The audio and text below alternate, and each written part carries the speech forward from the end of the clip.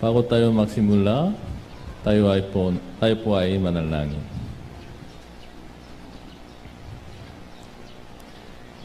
Aming banal at mahabagin na Amang Diyos na sa amin ay nangmamahal at palaging nangingatan sa amin.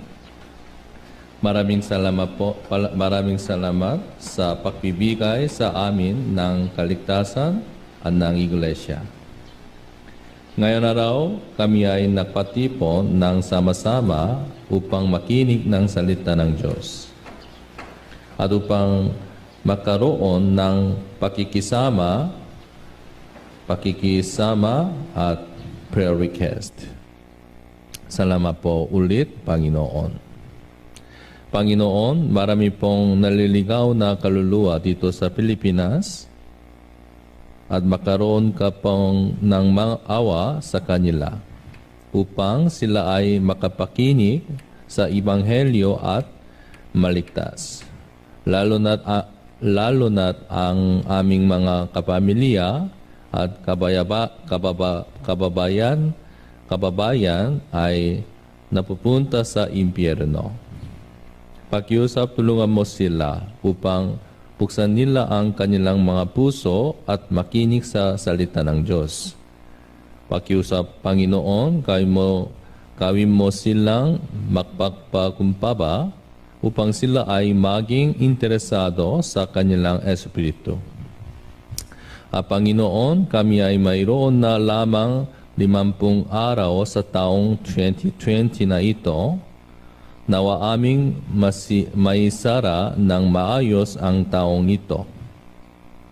At hayaan mo kami na makapaghanda para sa taong 2021.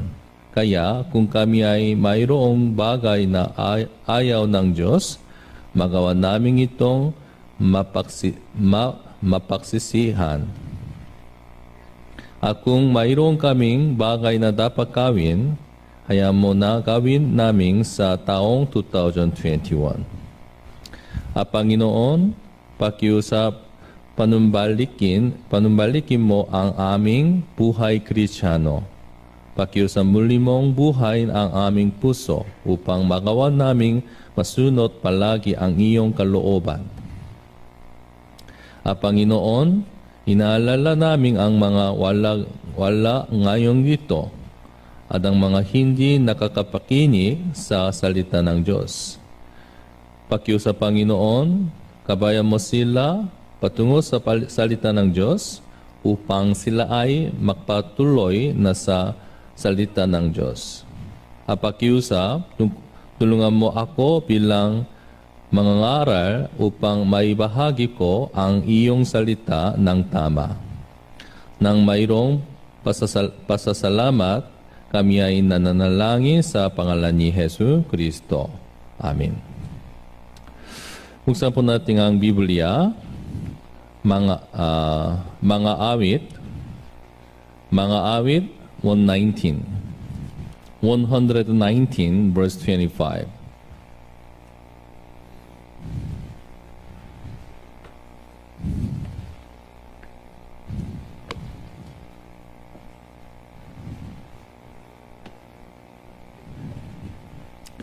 Mga awit 119 verse 25.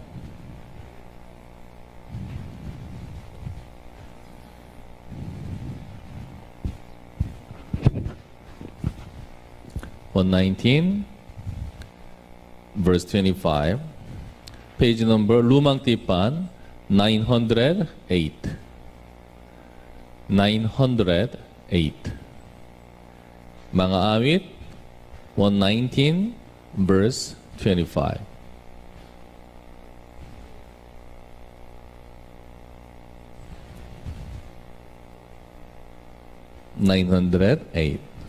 Pabasahin ko po. Tumidikit sa alabok ang kaluluwa ko, muli mo ang buhay ayon sa iyong salita.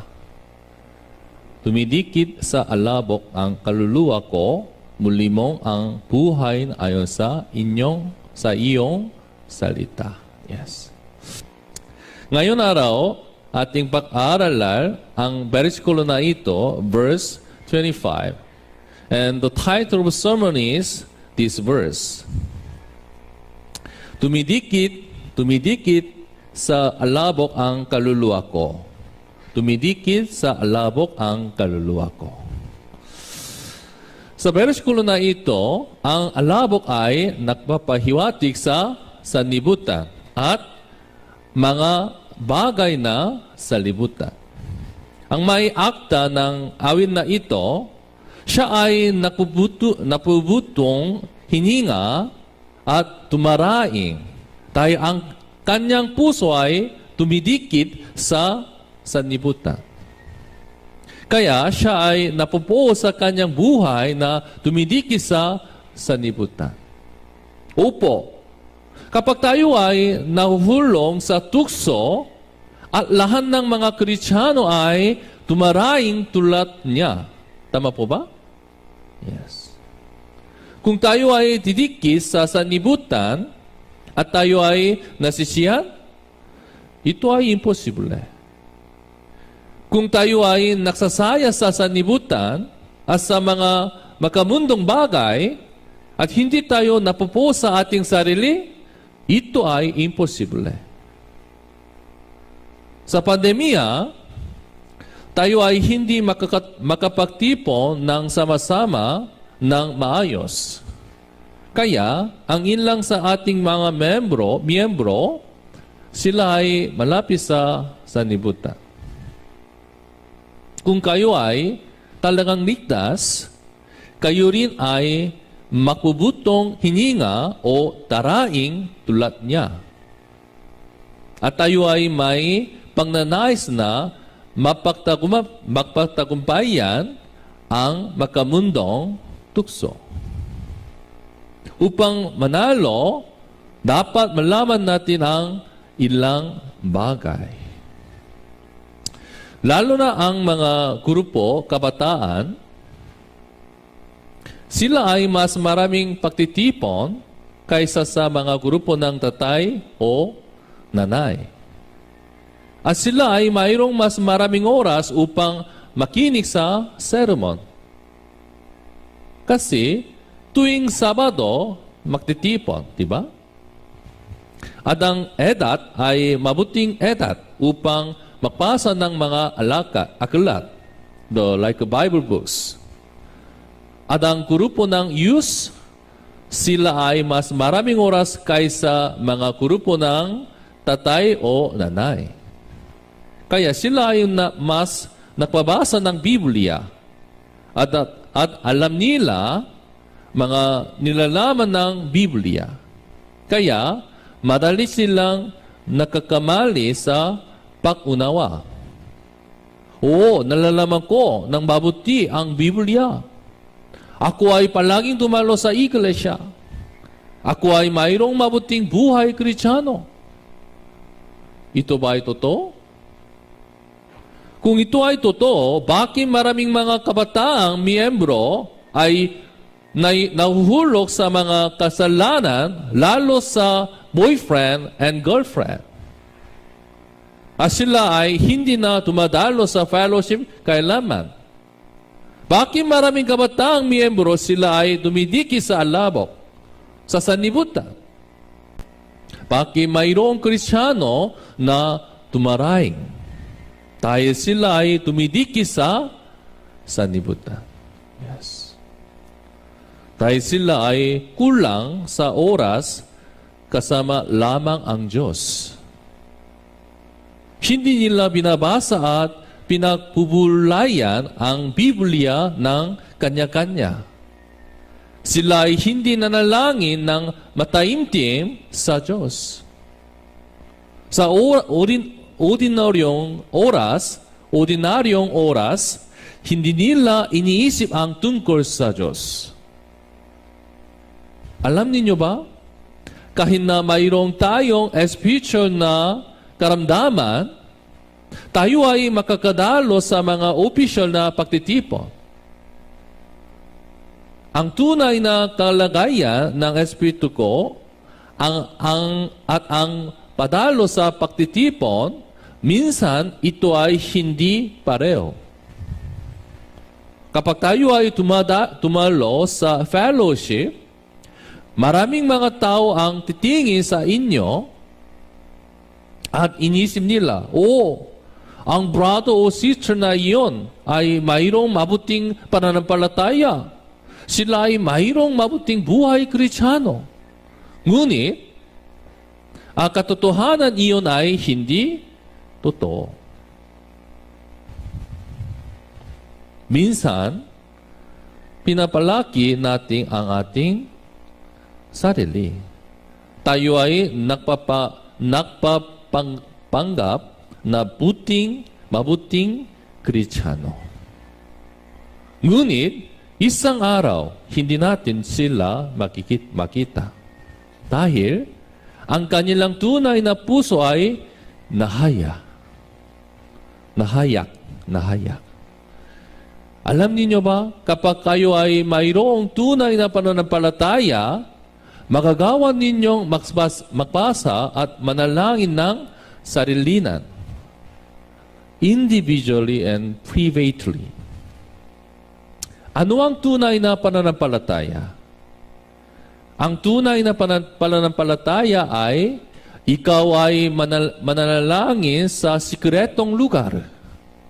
Ikaw ay mababasa ng Biblia at magbulay-bulay dito sa sikretong oras. Ito ay tunay na pananampalataya. Tama po ba? Kahit na walang sino man ang nakakaalam at nakakakita nito, ngunit ginagawa mo, ito ay tunay na pananampalataya. Upang makamit ang tunay na pananampalataya, tayo ay dapat magsikap sa lahat ng oras, araw-araw. Alam ko po na dito sa Pilipinas ay maraming ang gusto ng basketball. Diba? Basketball. Gusto ko rin dito. Yes. Sino ang pinakasikat na manlalaro ng basketball? Sino po? Ha? Sa palagay ko, karamihan sa mga tao, sasabihin si Michael Jordan. What do you think? Michael Jordan. Yes.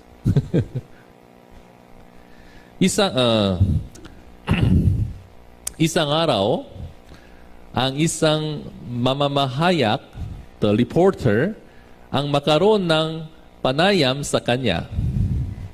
Ilang oras ka nag-ensayo? Ilang oras? Kaya, sumagot si Jordan, hindi ko itinaktakta. Hanggang sa ako ay matumba, ako ay nag-ensayo. Hanggang sa matumba. What does that mean? Again and again, he practiced. Para sa ano? Para sa pera? Para sa fame? Yes, worldly things. Kaya siya ay naging pinakasikat na basketball player. Tama po ba? Yes. Ang mga tao sa sanlibutan, kanilang hinahanggat ang kayamanan at kasigatan. Para dito, kanilang ginagawa ang lahat ng kanilang makakaya. Ngunit, ang kanilang yaman at kasigatan ay mabubulok. Ang kanilang kasigatan ay nakasula sa buhangin. Tama po ba? Yes. Walang kabuluhan. Ito ay madaling mabubura at maglalaho. Paano naman po tayo? Paano naman po tayo? Tayo ay ang nabubuhay para sa walang hanggang kaluwalhatian. Tama po ba? Yes. Lahat ng bagay na gawin natin kay Jesus, ito ay mananatili magpakailampaman. Yes. Kaya dapat nating gawin ang lahat ng ating makakaya kaysa sa mga makamundong tao. Lalo na upang tayo ay makiwalay sa sanibutan, tayo ay dapat magsikap ng paulit-ulit. Madali ba nang maging banal? Hindi po. Mahirap po. Kapag kayo ay nakinig sa sermon sa ating New Year retreat, kayo ay madaling magiging banal?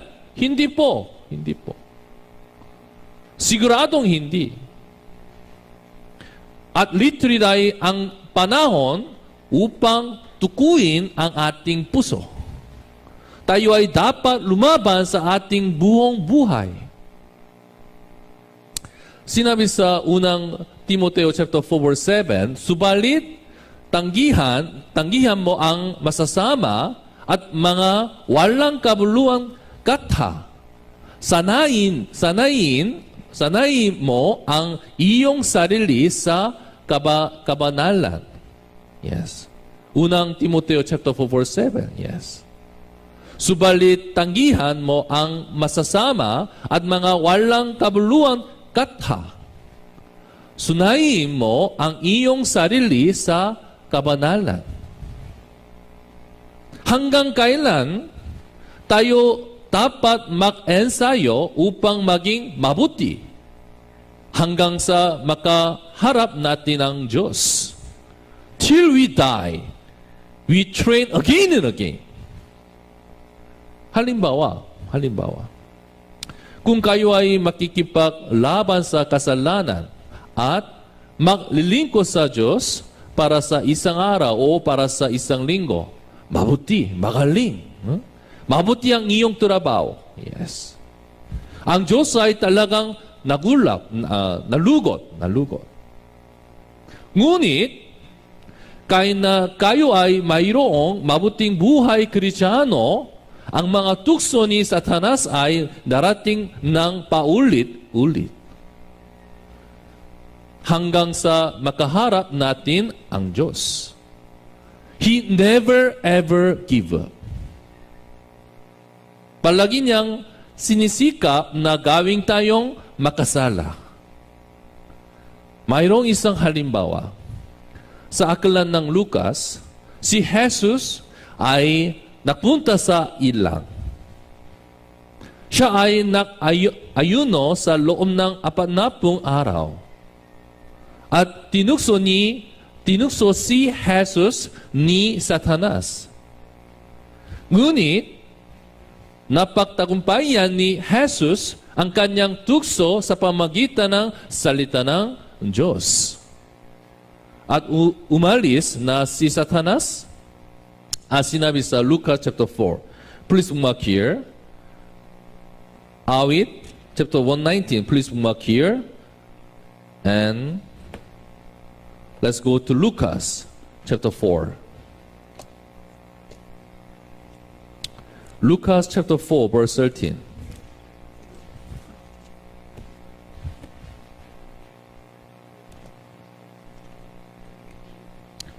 Bagong Tipan, Lucas chapter 4 verse 13. Bagong Tipan, page number 103. Mateo, Mateo, Marcos, at Lucas. Yes. Lucas chapter 4 verse 13.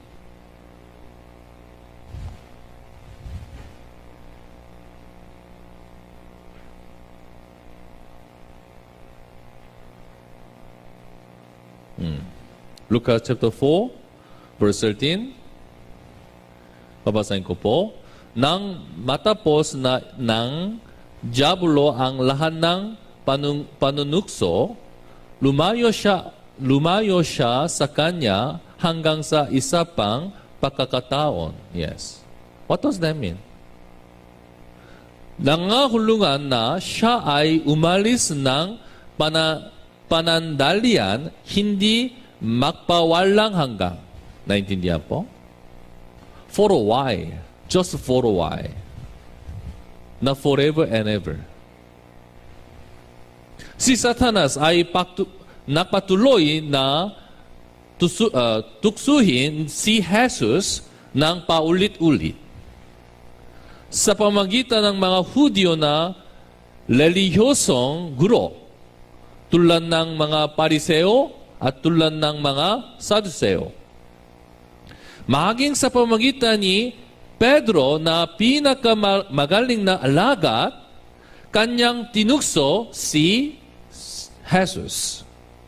Kaya, nang sabihin sa kanila ni Jesus na siya ay mamamatay, at si Pedro ay sumagot ng ganito. Matthew chapter 16.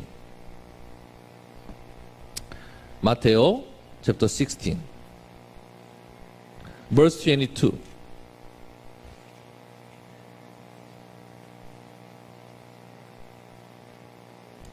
Matthew chapter 16 verse 22. Babasahin ko po.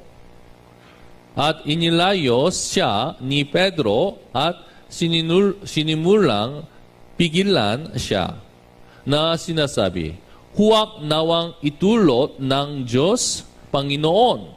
Hindi kailaman mangyayari ito sa iyo. Sabi ni Pedro. Yes. Alam nyo ba, sa English version, sinabi, sinaway. Libuk. Peter, libuk Jesus. Paano yun nagawa ng alagad? Huh? Sumagot si Jesus, verse 23. Verse 23, ngunit lumingon siya at sinabi kay Pedro, layuan mo ako, Satanas. Huh? Jesus called Peter, Satanas, you Satanas.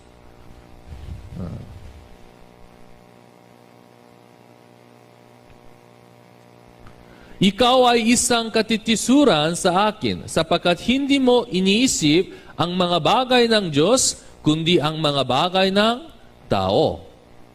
Si Pedro at si Satanas? Hindi po. Sa sandaling iyon, tinukso ni Satanas si Jesus sa pamagitan ni Pedro. Naintindihan po? Behind Peter, the Satan controlled the Peter. Tulad na tinukso ni Satanas sina Eva at Adan and Eva sa pamagitan ng ahas. Naintindihan po? Hanggang kailan tinukso ni Satanas si Jesus? Hanggang kailan? Maging si Jesus ay nakabitin sa krus, tinukso siya ni Satanas. Sa pamagitan ng criminal, ano ang kanyang sinabi? Huh? Patuloy siyang pinagtawanan ng isa sa mga kriminal na ipinako na nagsasabi, hindi ba ikaw ay Kristo? Iligtas mo ang iyong sarili at kami. Yes. One criminal say like this to Jesus. Ano ang kaulungan yon? Huh? Pinagalitan niya si Jesus. Kung ikaw talaga ang Mesiya, bakit ka nakabitin sa krus? Sinabi mo na ikaw ay ang Diyos. Iligtas mo ang inyong sarili at iligtas mo kami. Tulad nito, si Satanas ay hindi sumuko na tuksuhin si Jesus. Never ever forgive. Never ever give up. Gayon din naman.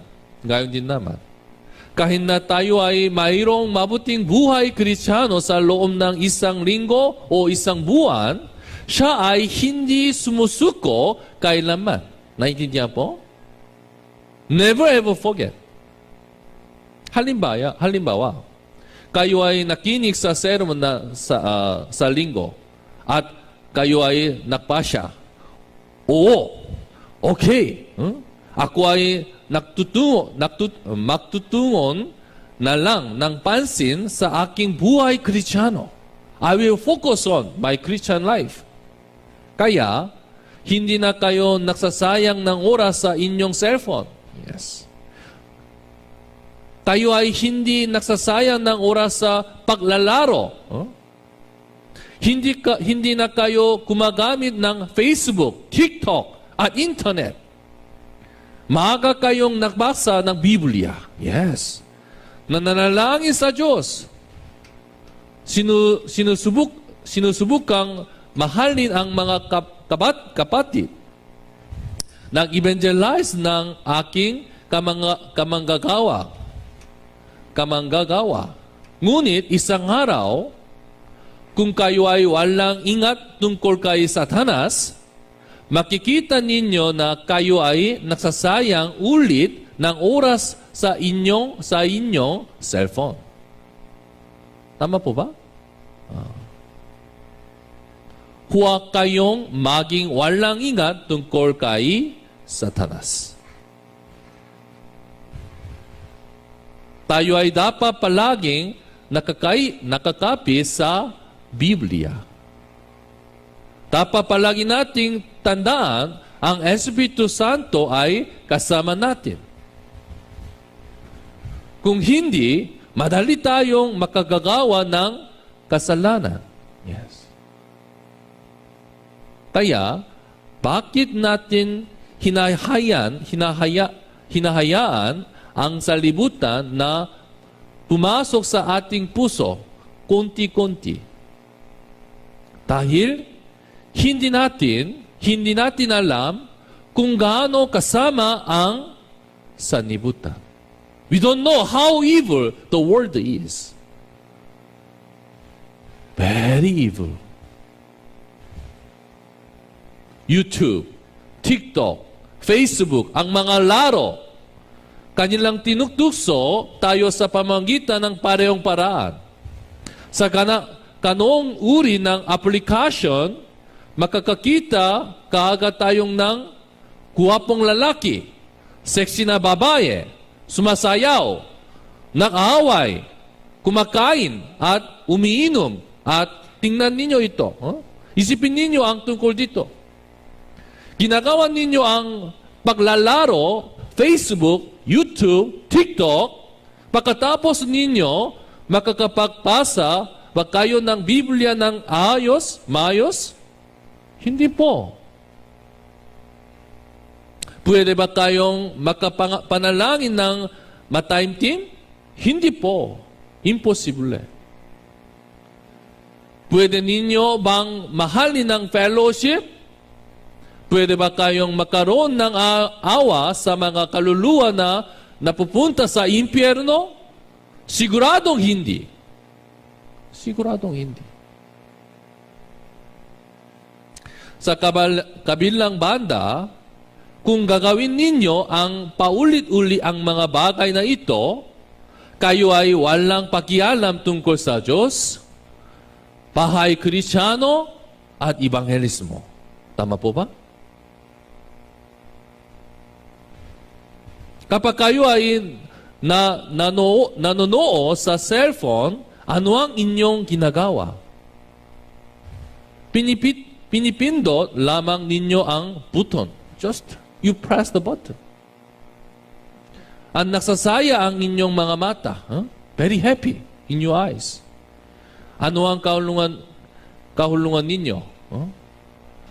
Ang ganoong uri ng application sa cellphone, ang gumagawa sa inyong tamad. Tama po ba?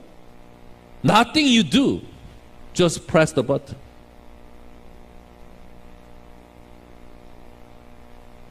Sa sandaling iyon, wala tayong anumang magagawa.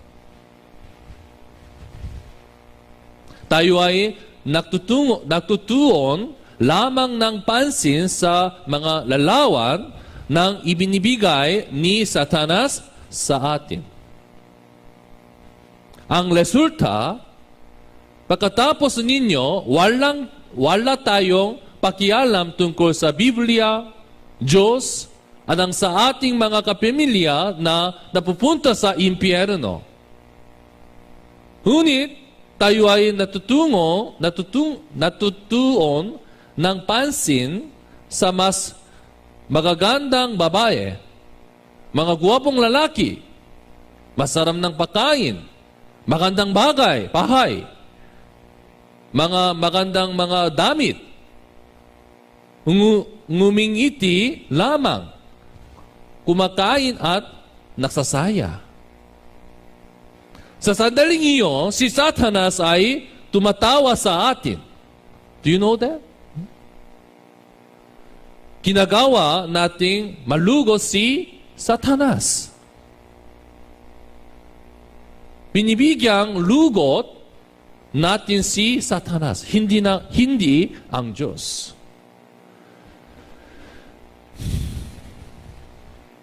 Ang lahat ng mga bagay sa sanlibutan ay masama, walang pinipili. Walang pinipili. Let's go to 1 John. Unang Juan, chapter 2, verse 16. Unang Juan, chapter 2, verse 16.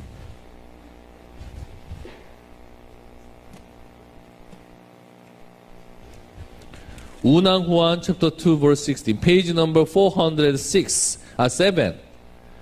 Bagong tipan. Unang Juan, chapter 2, verse 16. Sorry, chapter 2, verse 16.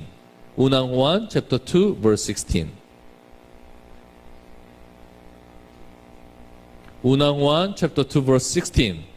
Basahin po natin ng sabay-sabay. 3, 2, 1. Sapagkat at lahat ng nasa sanlibutan ang masasamang pangnanasa ng laman, ang pangnanasa ng mga mata, ang pangmamataas sa buhay ay hindi mula sa Ama kundi sa sanlibutan. Walang pinipili. Tama po ba? Walang pinipili. Ito ay katotohanan. 100% katotohanan.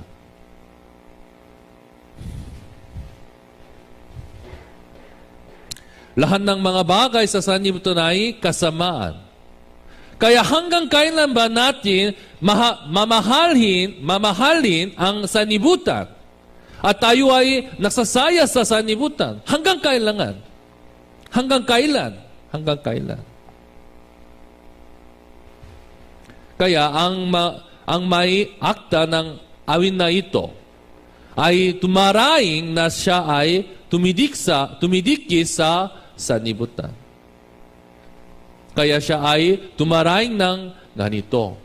Tumidiki sa alabok ang kaluluwa ko. What does that mean? Huh?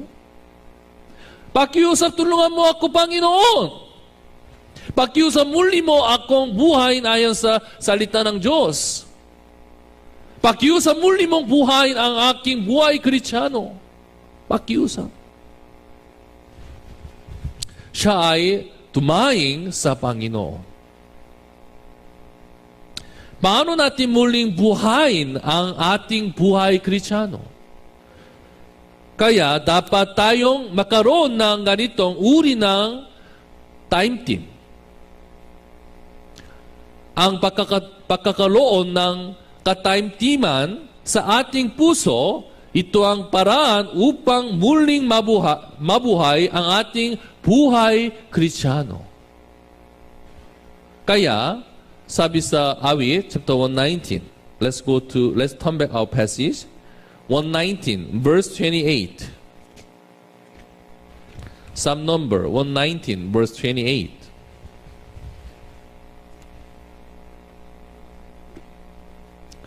119, verse 28. Page number 908. 908, verse 28.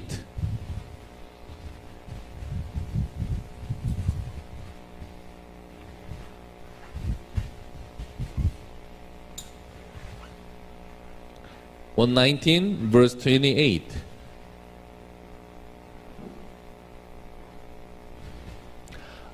Babasahin ko po. Ang kaluluwa ko'y natutunaw dahil sa kalungkutan palakasin mo ako ayon sa iyong salita.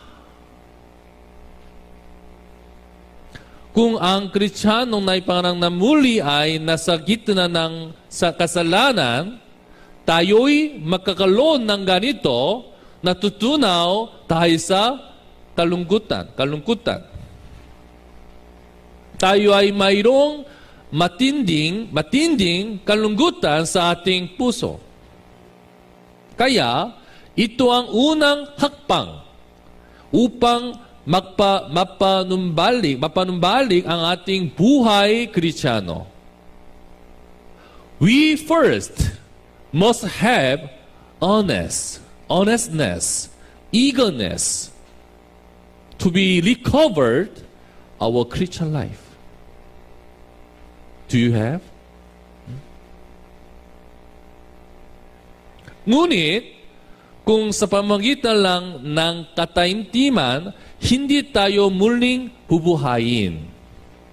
Ano pa ang kailangan natin? Verse 37. 119, verse 37. Same chapter 37, verse 37. Ilayo mo ang aking mga mata sa pagtingin sa walang kabuluhan at bigyan mo ako ng buhay sa iyong mga daan. 37. Ilayo mo ang aking mga mata sa patingin sa walang kabuluhan at bigyan mo ako ng buhay sa iyong mga daan. Ano ang walang kabuluhan? Ang lahat ng bagay sa sanlibutan. Tama po ba? Yes. Siya ay nanalangin na ilayo ang kanyang mga mata sa mga bagay na walang kabuluhan. At sa parehong pagkakataon, siya ay nanalangin na muling buhay sa daan ng Diyos. Ano ang daan ng Diyos? Ang salita ng Diyos. Sa pamamagitan ng salita ng Diyos, ang ating buhay Kristiyano ay maaaring muling mabuhay. Ito ang daan upang muling mabuhay ang ating buhay Kristiyano. Ito ang paraan upang maging banal. Kaya ang may akta ng mga awit, siya ay tumaing na muli siyang buhayin ng Diyos sa kanyang buhay Kristiyano. Dapat tayong magpasya. Ano po? Aking hahawakan ang Biblia, hindi ang cellphone. Okay po? Aking hahawakan ang Biblia, hindi ang cellphone. Ilalagay ko ang aking puso hindi sa sanlibutan, kundi sa salita ng Diyos. Dapat tayong magpasya. Kagaya po sa verse 31. Verse 31, ako'y kumapi sa iyong mga patotoo, O Panginoon, sa kahihiyan ay ilayo mo ako. Ngayon, sinasabi niya ito, siya ay napakalapit sa salita ng Diyos. Ngunit, kung ang inyong puso ay nasa salibutan, ang salita ng Diyos ay parang mapait na gamot. Very bitter. Halimbawa, ako ay nakaroon ng sakit. Kaya dapat uminom ako ng gamot na ito. Ngunit ito ay mapait. Gusto mo? Gusto ninyo? Hindi po. Kaya ayaw ko itong inumin. Kaya hindi ako lumalapit sa gamot. Diba? Dahil ang aking puso ay nasa sanlibutan. Yes.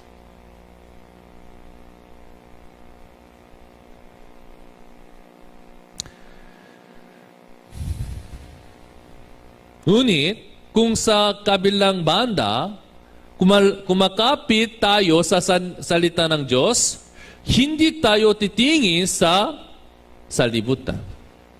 Hindi tayo titingin sa salibutan. Bakit? Dahil mayroong kasiyahan, kaligayahan, at mga inaasahan sa Biblia, sa buhay Kristiyano. Kung naranasan ninyo ito, malalaman ninyo ito. Kaano ito masaya? Yes. Ang mapuno ng sanlibutan o ang mapuno ng Espiritu Santo. Of course, mapuno ng Espiritu Santo. Yes.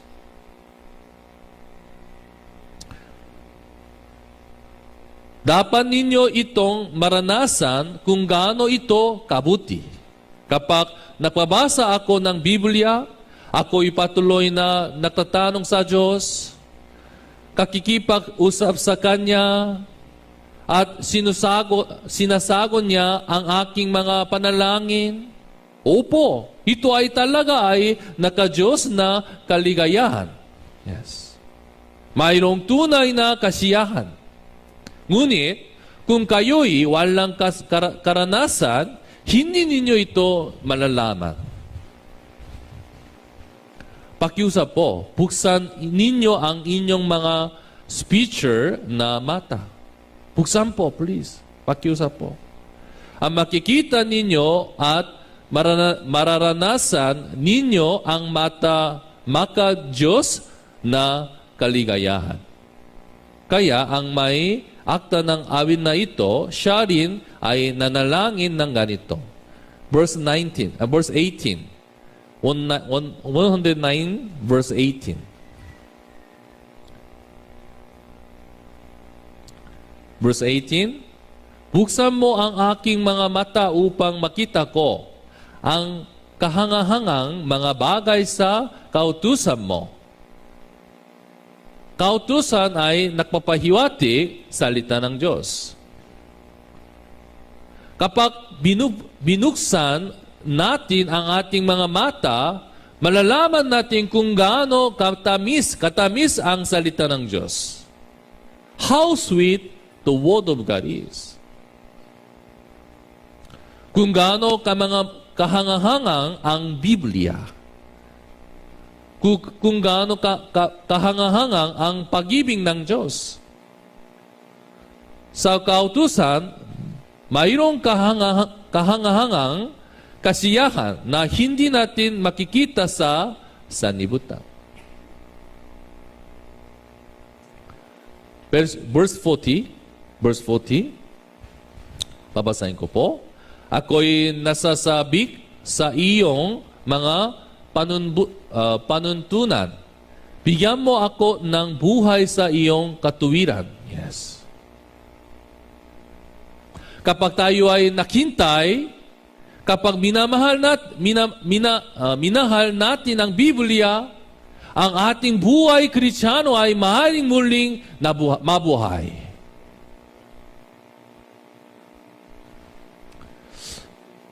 Bago ang ilang linggo, ako po ay nagulat. Alam niyo si Pastor Yohani ng Seoul Central Church, kapag siya ay pumupunta sa CR, ano ang kanyang ginagawa? Sa CR? Narinig ko na siya ay palaging nagtadalas ng Biblia. At kahit na sa CR, siya ay nagbabasa ng Biblia. Nabasa niya ang buong Biblia mahigit sa 100 beses. Ngunit siya pa rin ay kumakapit sa Biblia. Iyong ang normal na buhay Kristiyano. Tama po ba? Normal Christian. Paano ba natin dapat tratuhin ang Biblia ng buong puso natin? Verse 2. 119 verse 2. Verse 2. Mapala siyang naingat ng kanyang mga patotoo na hinahanap siya ng buong puso. Buong puso. With all my heart. Buong puso. Verse 10. Verse 10. Hinanap kita ng buong puso ko, o huwag nawa akong maligaw sa mga utos mo. Buong puso. Kapag kinikilala natin ang Biblia, dapat nating ilagay ang buong puso natin. Buong puso. 34. Verse 34. Bigyan mo ako ng pangunawa upang aking maingatan ang kautusan mo at akin itong susundin ng buong puso ko. Buong puso. Nang paulit-ulit ng buong puso ko. Kung hindi tayo makabasa ng Biblia ng buong puso natin, hindi tayo makakakita ng mga kahangahangang bagay. Isa pa po. Verse 145. 145. Verse 145. O Panginoon, buong puso akong tumadaing, ako iyong sagutin. Iingatan ko ang iyong mga tuntunin. Yes.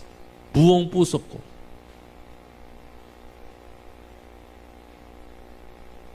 Kaya siya ay matapang na nakakapanalangin sa Panginoon. Dahil siya ay sumasamba sa Diyos.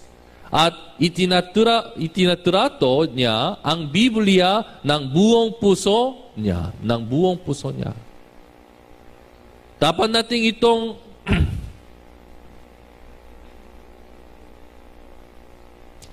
natin itong malaman.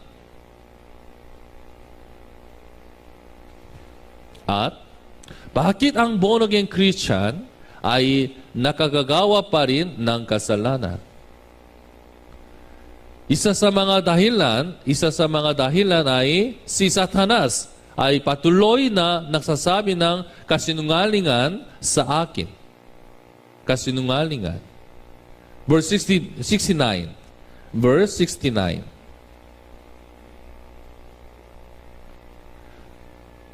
Ang mayabang. Huisim, ang mayabang. Sino? Satanas. Ang mayabang ay kumatha ng kabulaanan laban sa akin. Ngunit aking tutuparin ang iyong mga tutunin ng buong puso ko. Yes. He telling a lie again and again. Ang mayabang si Satanas. Ang mayabang ay si Satanas. Siya ay nagsisinungaling araw-araw. Ano ang kanyang sinasabing kasinungalingan? Mayroong mabuti bagay sa sanlibutan. Okay na, minsan kailangan nating magsaya sa sanlibutan. Paano tayo mabubuhay ng nagbabasa lang sa Biblia? Kung nais mong mag-evangelize ng mga tao sa sanlibutan, dapat mo ring mararanasan ang sanlibutan. Kaya, magsaya sa sanlibutan. Lahat ay sinungaling.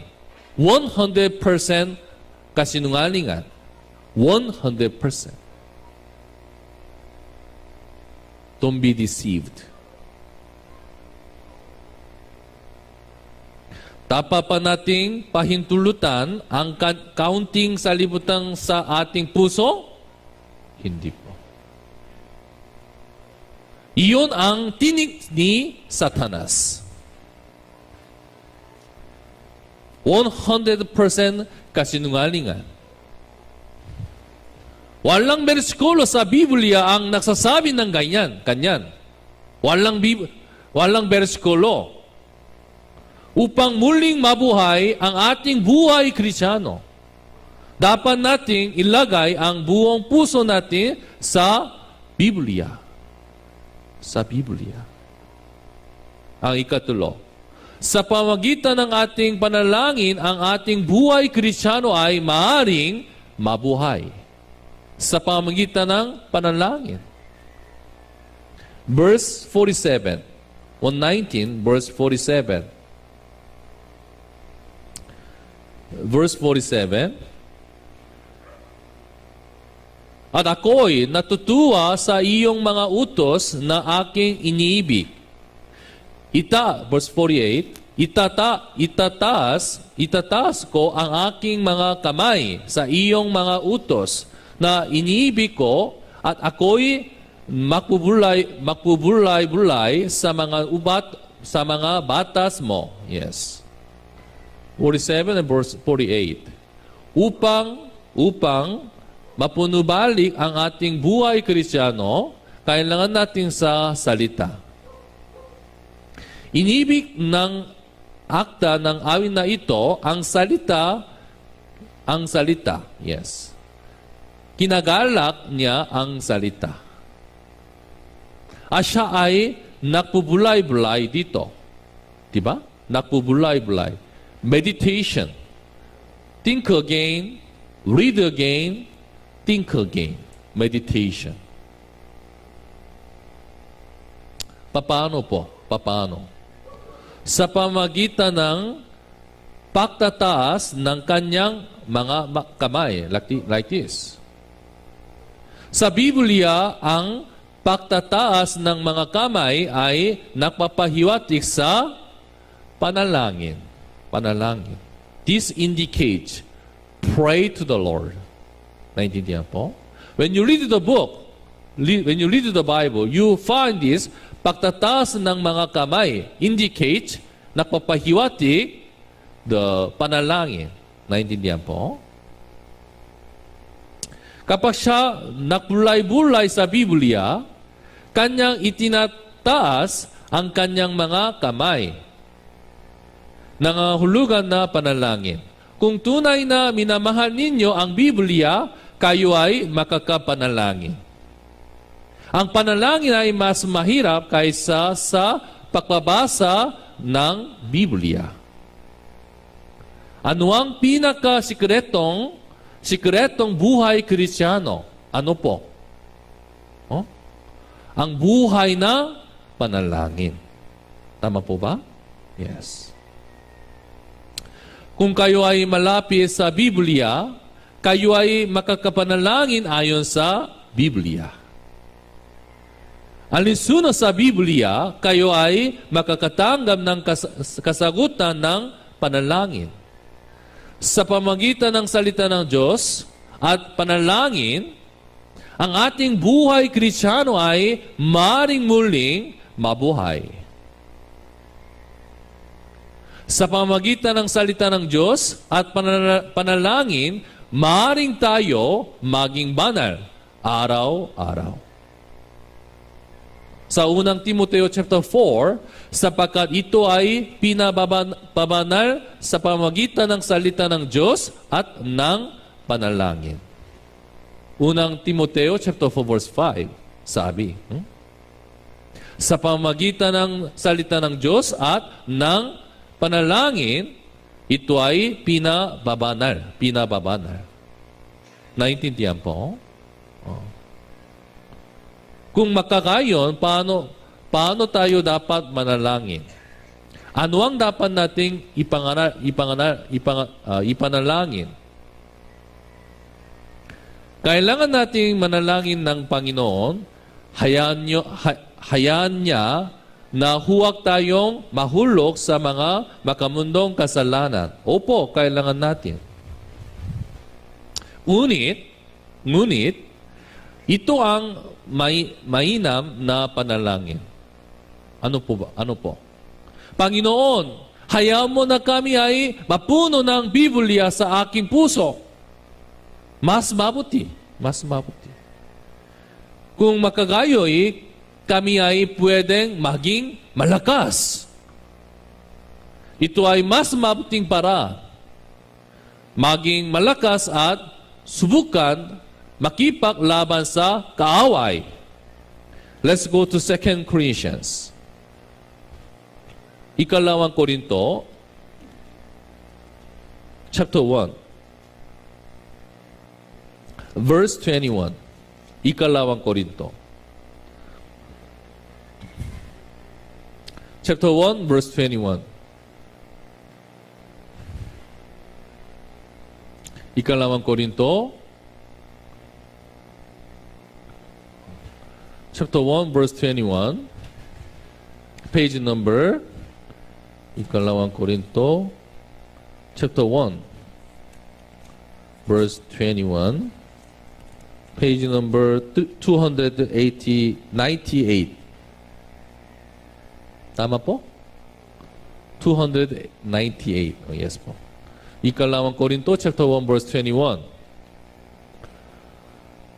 Subalit, ang nagpapatibay sa amin ng kasama ninyo kay Kristo at nagpahid sa amin ay ang Diyos.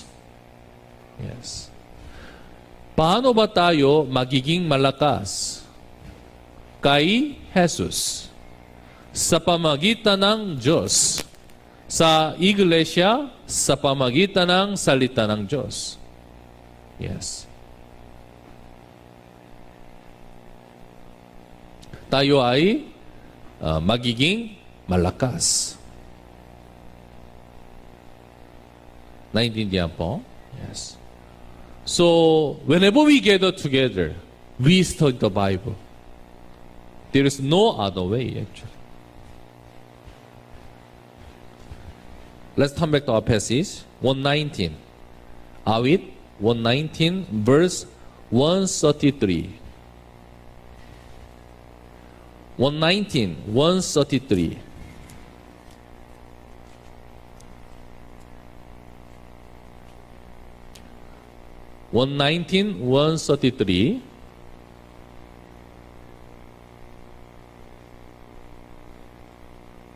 119, 133.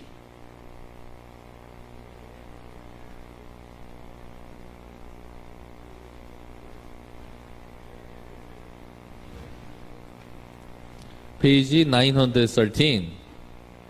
Lumang Tipan.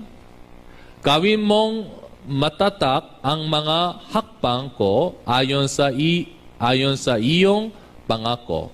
At huwag makaroon ng kapangyarihan sa akin ang kasamaan. Yes.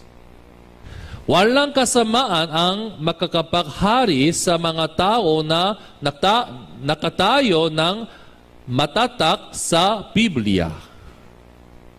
Yes. At kapag mas nalalaman natin ang pag-ibig ng Diyos, lahat ng mga hadlang ay mawawala. Kaya sa awit the 165, verse 165. 165, may dakilang kapayapaan ang mga umiibig sa iyong kautusan. Walang anumang sa kanila ay makapagpapabuwal. Yes, makapagpapabuwal. Kung minamahal natin ang Diyos, Panginoon, kung minamahal natin ang salita ng Diyos, ang ating buhay Kristiyano ay maaaring muling mabuhay. Sa pamagitan ng pag-ibig ng Diyos, ang ating buhay Kristiyano ay maaaring mapanumbalik. Isa pa po. Verse 88. 119, verse 88.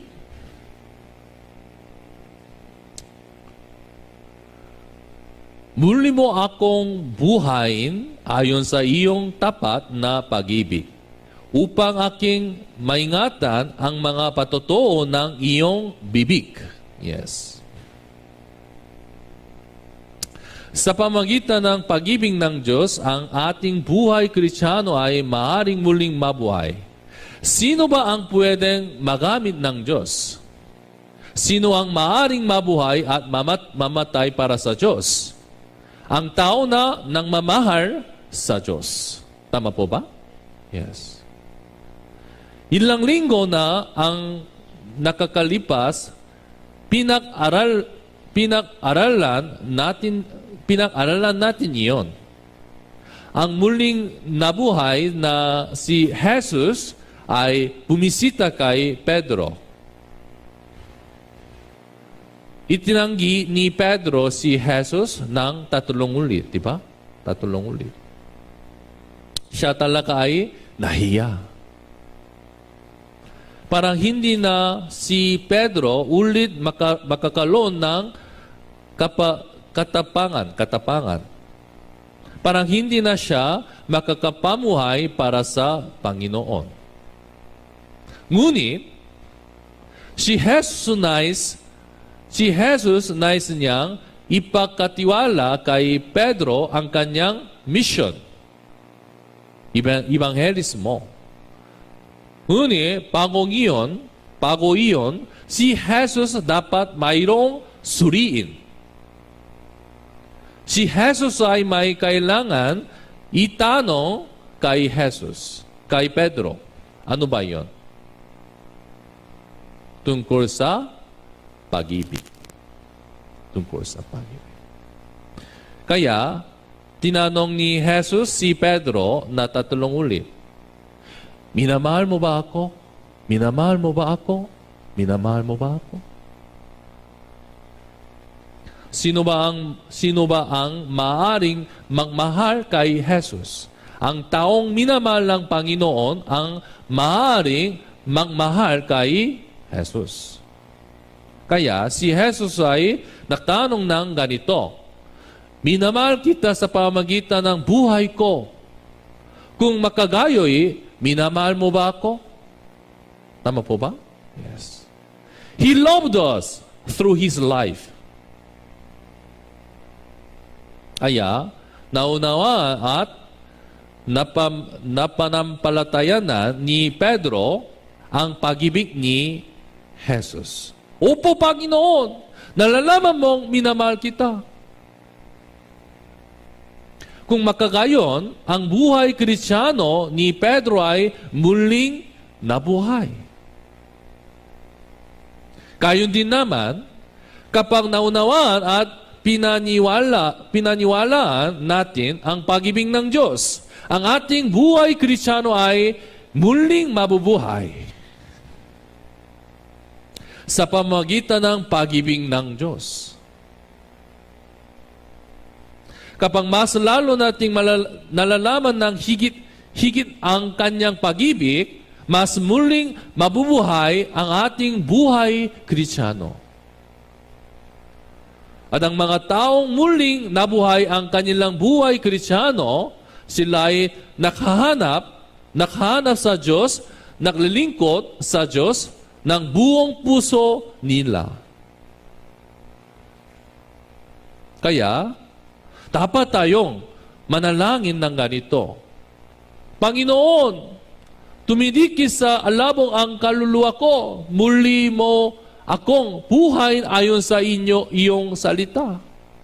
We should pray every day like this. Please, revive our Christian life, Lord.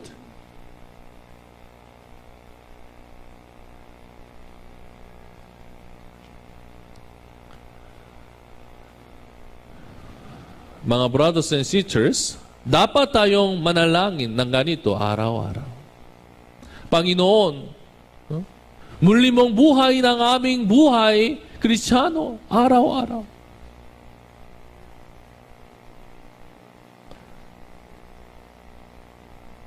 Muli mo akong buhay ayon sa inyong salita.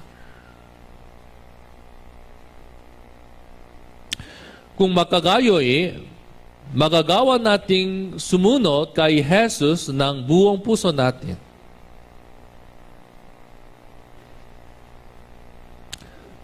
Dapat tayo ay muling mabuhay. Tayo po ay manalangin.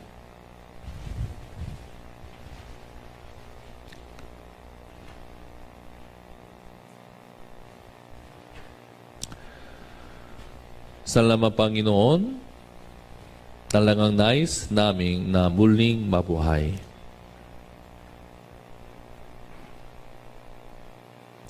Kapag kami ay nakbalik tanaw sa aming buhay kami ay labis na nalulungkot sa Panginoon.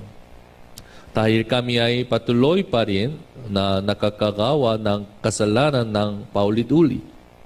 Kami ay nagsasaya sa salibutan.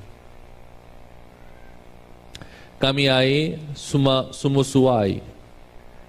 Kahit na si Jesus ay namatay para sa akin. Panginoon, patawarin mo kami. At baguhin mo kami, muli mo kaming buhayin sa pamagitan ng salita ng Diyos at ng iyong pag-ibig. Upang kami po ay makapamuhay na lubos na bagong buhay. Kaya ni Apostle Pablo, kaya ni Pedro, pakiusap, muli mong buhay ang aming buhay Kristiyano. Nang mayroong pasasalamat kami po ay nananalangin sa pangalan ni Hesus Kristo. Amen. Salamat po.